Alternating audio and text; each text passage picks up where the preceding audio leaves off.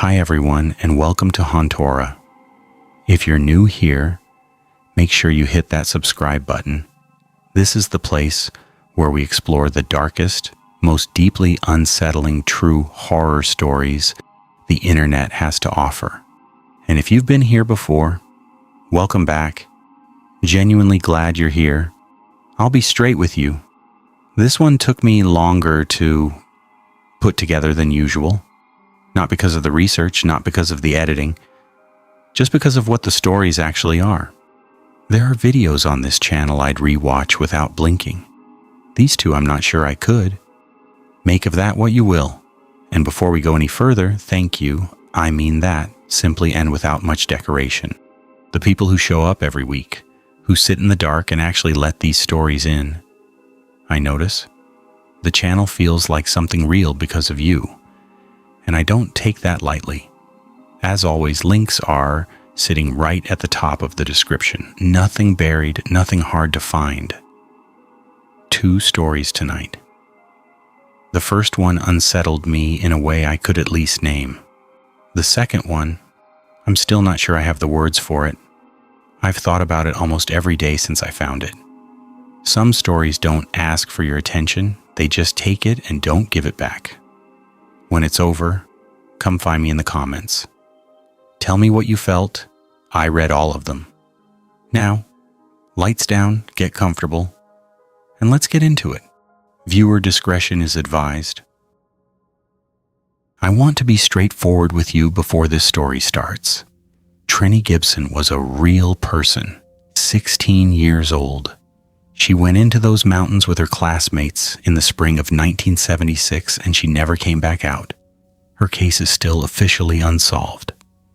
What you're about to hear is a first-person narrative told from the perspective of a fictional classmate who was present that day, built around the documented facts of her disappearance.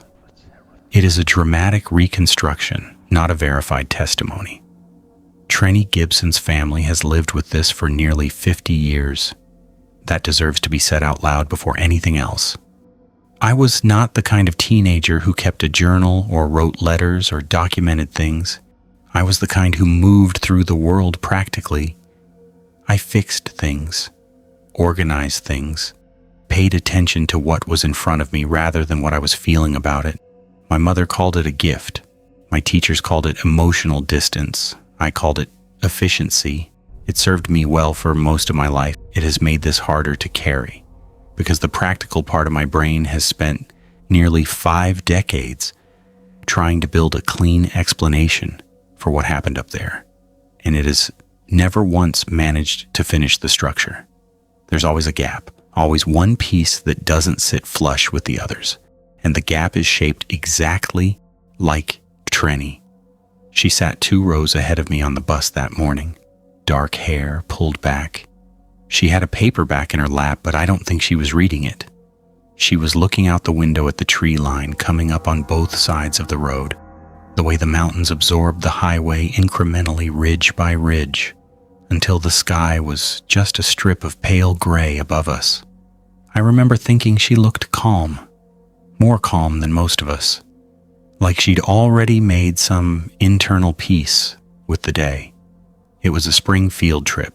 Junior class, 26 students, 2 teachers, 1 parent chaperone, a biology and ecology component, the kind of trip that looks good in a curriculum but mostly means walking a trail for 4 hours while a teacher points at plants.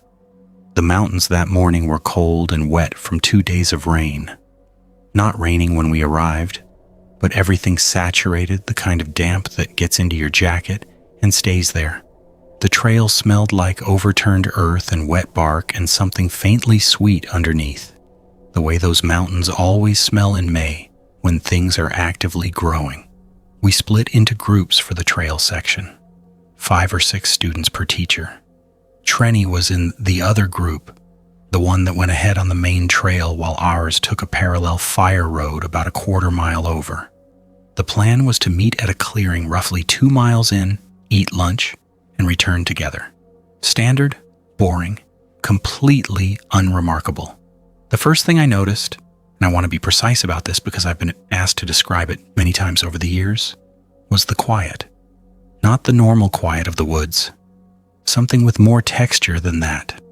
We were 40 minutes into the walk, maybe, when I realized I couldn't hear the other group anymore, which by itself meant nothing.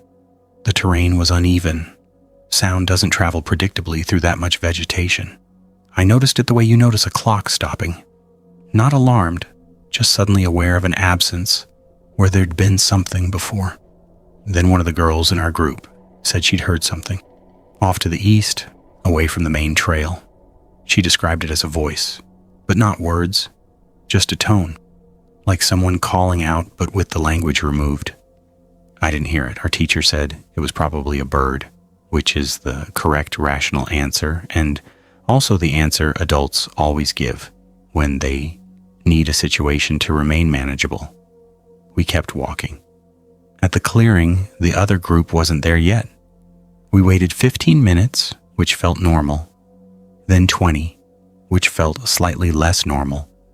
Our teacher checked her watch twice in the span of 3 minutes, which I noticed because she was not the kind of person who checked her watch twice in 3 minutes. She was deliberate and unhurried.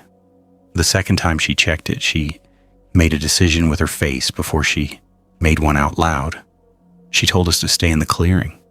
She went back down the trail to find the other group. What came after that is something I've reassembled so many times that I'm genuinely uncertain now which parts are memory and which parts are reconstruction. I know that the other teacher arrived at the clearing maybe 10 minutes after ours left, with 5 students. I know that 5 is not 6. I know that there was a period of confused conversation. Where's Mrs. War? Where did you come from? We thought you were ahead of us. Before anyone said Trenny's name out loud. When they did, the clearing got very quiet. The other teacher said Trenny had been with them at the trailhead, had been with them for the first mile of the walk, had stopped to look at something on the uphill side of the trail, a plant, an animal, she wasn't certain, and had told the group she'd catch up in a minute. That was the last anyone in the group saw of her. I want you to sit with that for a second. 16 years old. She stepped 4 feet off a maintained trail in the middle of a supervised school trip. In the time it took a group of 5 people to walk another 100 yards, she was gone. No sound, no call for help, no indication of any kind that something was wrong. Just gone. The search started within the hour. Teachers kept us in the clearing, which in retrospect was the right call. Panic and extra bodies moving through terrain can destroy evidence faster than almost anything else. I sat on a log at the edge of the clearing and watched the tree line and tried to find a clean explanation and couldn't. What I keep returning to, and what has never been adequately addressed in any of the accounts I've read since, is what the search team found on the second day, about 1.5 miles northeast of where Trenny was last seen, in an area well off any marked trail. Boot prints, not Trenny's size. An adult moving through that section of forest at some point in a window consistent with the morning of the trip. Who that person was, where they came from, where they went, no answer, no match. The prints were photographed, documented, and eventually filed as inconclusive. Inconclusive. I've spent a lot of time with that word. I understand what it means procedurally. It means the evidence doesn't support a definitive conclusion. What it doesn't mean, what it has never meant to me, is that nothing was there. Something was there. Someone was there, moving through that section of forest on the same morning in the same window of time. Trenny was never found. No remains, no belongings, no further evidence. The case stayed open for years. Probably still is, technically, though I stopped following it at some point because following it was doing something to me I didn't have a name for. I'm in my early 60s now. I live an ordinary life. I don't go back to those mountains, which is a choice I made without fully examining it and have never reversed. I've told this story a handful of times. To a reporter once, to a cold case researcher who contacted me about 10 years ago, to my daughter when she was old enough that I felt she had a right to know I'd been through something I'd never entirely processed. Every time I tell it, I get to the same place, the same gap. The boot prints 1.5 miles away, the adult-sized tread moving through old-growth forest on a Tuesday morning in May 1976, in the same mountain range where a 16-year-old girl stepped off a trail and ceased to exist. The researcher I spoke to asked me once if I had a theory. I told her I didn't. That was true. What I have instead is the image of Trenny on that bus, looking out the window at the tree line coming up on both sides, looking calm, like she'd already made peace with the day. I've thought about that expression for nearly 50 years, and I've never been able to decide whether it was serenity or something else entirely, whether she saw something in those trees before we ever got off the bus. I spent 22 years as a search and rescue coordinator for a National Park Service district in the Southern Appalachians. In that time, I worked 114 missing persons cases. I know what that number sounds like I'm establishing credibility before telling you something unbelievable. Maybe I am. But I also know what it means in practice. It means I've stood in a lot of dark woods at a lot of odd hours, waiting for a radio to say something useful, and I've learned to read a search the way a doctor reads a chart. Not emotionally, just accurately.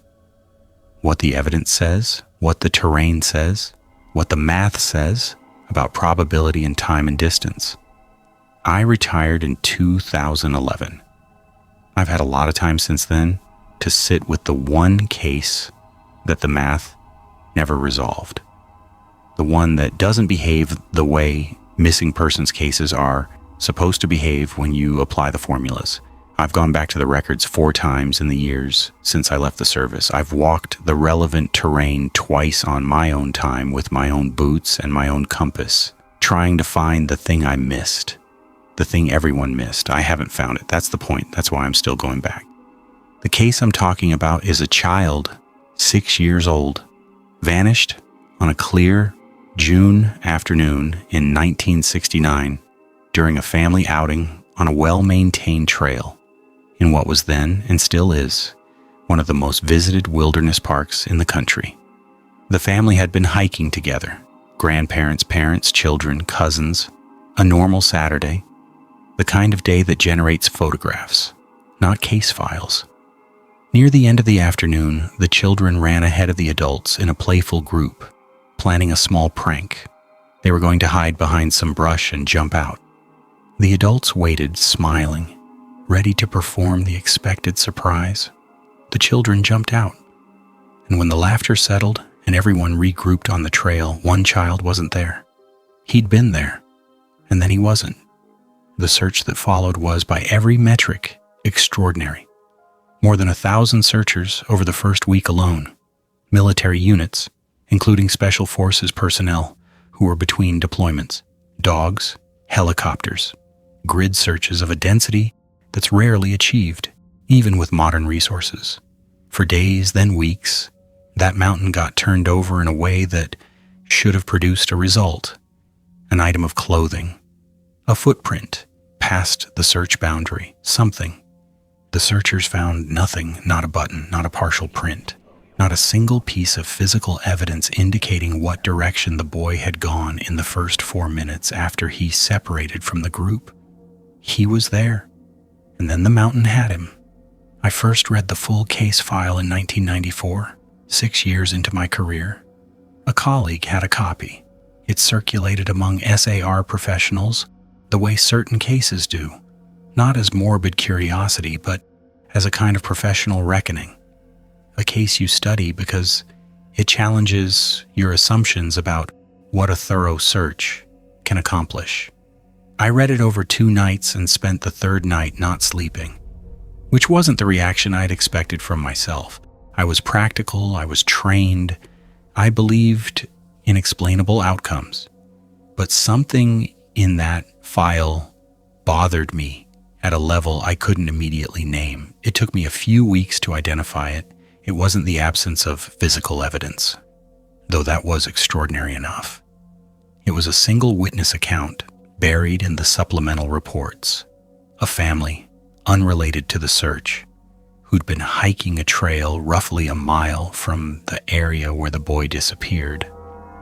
They reported seeing a man in the woods off trail, moving fast through the brush, carrying what appeared to be a large bundle over one shoulder. They hadn't thought much of it until they heard about the search on the radio that evening. They reported it the following morning.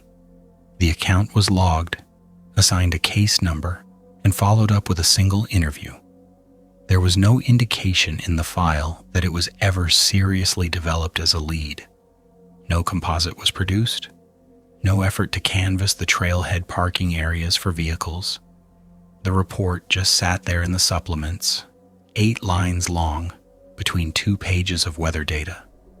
I went back to that park for the first time on my own in 2003. Took 3 days of personal leave in late June, drove down alone, hiked the relevant terrain with the topographic maps and the original search grid overlays I'd spent 6 months acquiring through records requests. I wanted to understand the geography of the failure. Why hadn't the search found him what the terrain actually looked like versus what it looked like on a map? The first day was professional. I was working, moving efficiently, documenting features the original reports had noted and cross-referencing what I was seeing with what had been searched and cleared.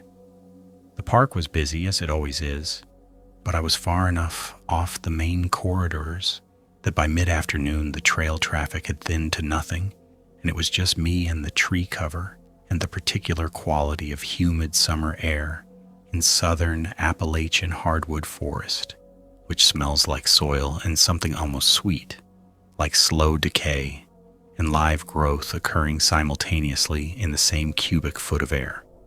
Late afternoon, I stopped for water near a creek crossing that the original search maps showed as the eastern boundary of the primary grid.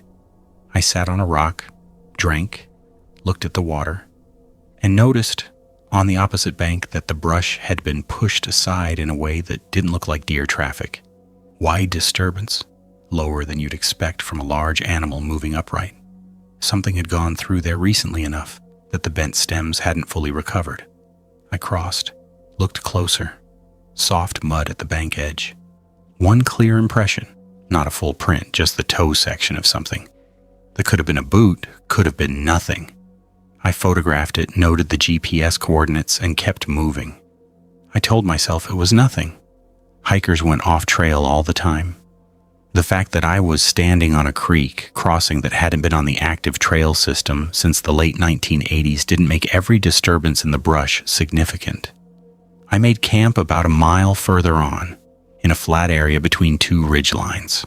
Set up 8, sat outside the tent for a while, listening to the park settle into dark, and felt, gradually and without a specific trigger, that I was not alone in that section of woods. I want to be precise about what I mean by that because I'm aware of how it sounds. I don't mean I heard something. I don't mean I saw anything. I mean that the texture of the evening, the quality of the ambient sound, insects, leaves, the distant creek, shifted in the way it shifts when a third variable enters a 2-variable equation. Something changed. I sat still for a long time listening, running through the rational explanations in order. Other hiker making camp, animal moving through, wind change affecting how sound traveled in the hollow between the ridges. The night was completely still, no wind. I went into the tent and lay awake for a long time. Sometime after midnight I heard once a sound I could not identify. Not an animal sound, not a branch, not settling wood. A low sound, almost below the threshold of hearing, like pressure, not noise. I sat up, listened. It didn't repeat. In the morning I found on the soft ground, at the uphill edge of my camp, a line of impressions in the leaf litter. Not clear enough to be definitive prints, but spaced at an interval that was consistent with a person walking. They moved along the perimeter of the camp, roughly parallel to where my tent had been, and stopped about 15 feet from where I'd been sleeping. They didn't approach, they didn't retreat, they just stopped. I filed a supplemental observation report with the Park Service when I got out. A ranger followed up, found the area, agreed the impressions were consistent with human foot traffic. No further action was taken. The park sees millions of visitors a year. I've gone back once since then, found nothing new, found no answers. The boy's case is still officially open. His family has never received a confirmed explanation. The man the hikers saw, the one carrying the bundle moving fast, off trail, on the day a 6-year-old vanished, was never identified. The 8-line report is still sitting in the supplement file, exactly where it was in 1969.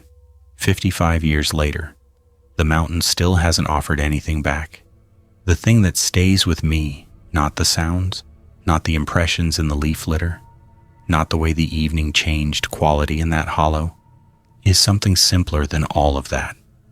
A child ran ahead on a trail. 4 minutes passed, and whatever the mountain knows about those 4 minutes, it has kept without effort, without any sign of strain, for more than half a century.